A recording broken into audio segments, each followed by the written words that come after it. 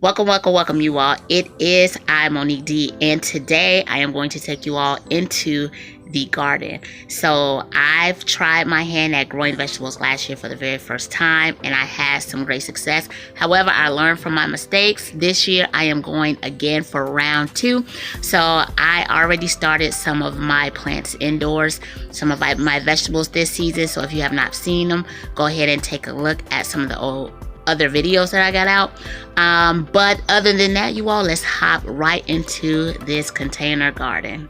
Alright, so this is the layout this year. Have the buckets right here. Finding a fence, so hopefully I can use the fence to kind of like stick them up as they grow. And inside I have kale across the back. I have bell peppers across the side. I have zucchini here, I have cucumber here, and along the edge I actually have the beets. And then these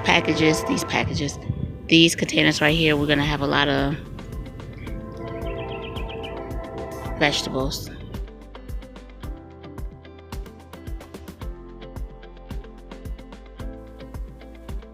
So this is my mom's area. We actually got 12 milk crates and used the bottom 6 as a pedestal, and we use this top 6 as the containers. But if you notice the zip ties, she actually cut out yard fabric, the weed blocker, the size of the crates, and zip tied it. And you may be wondering about the drainage on there.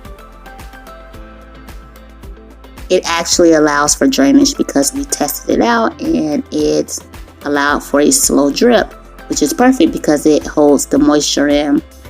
And so after we brought it to the back, we started putting this potty mix in. And so we got this big bag of potty mix, and we first put a layer in it because we wanted to make sure that we had enough to evenly be distributed amongst the 6 containers. And so once we did that, and the bag was light enough to lift, she then went back and poured a little bit more into each container. Now, we did not want to fill it up all the way regardless of the amount that we had available, because if it's not a rooted vegetable, we did not need all of that amount of space.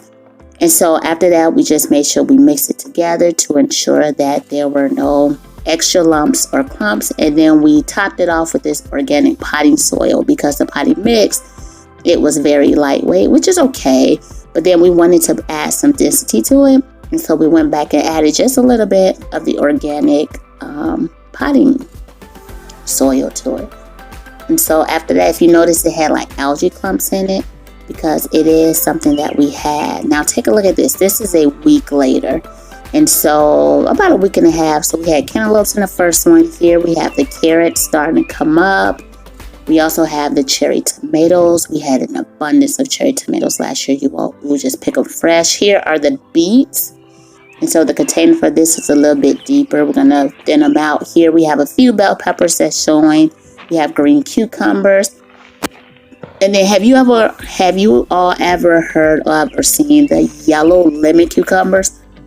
So we have the yellow lemon cucumbers right here. A colleague of mine actually was growing them, brought me some. And here we have the yellow summer squash.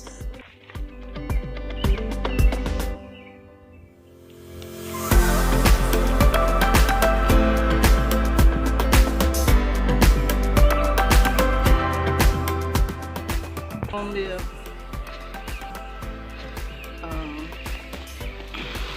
blood meal,